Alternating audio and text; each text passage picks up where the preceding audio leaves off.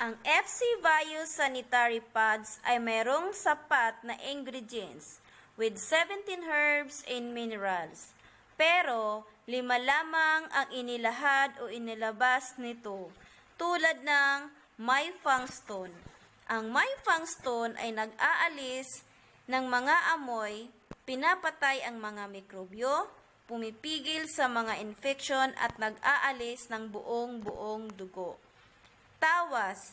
Ang tawas ay pangkontrol sa pagdami ng mikrobyo, mabisang pumapatay ng mga bakterya, pumapawi sa pagdurugo at mabisang pangalis ng mga amoy.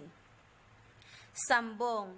Ang sambong ay nagpapaginhawa sa masakit na dulot ng pagririgla, nakakatulong sa maayos na pagdaloy ng dugo, nagpapagaling ng mga karamdaman, nagtataglay ng methanol at mabisang pangontra ng kanser.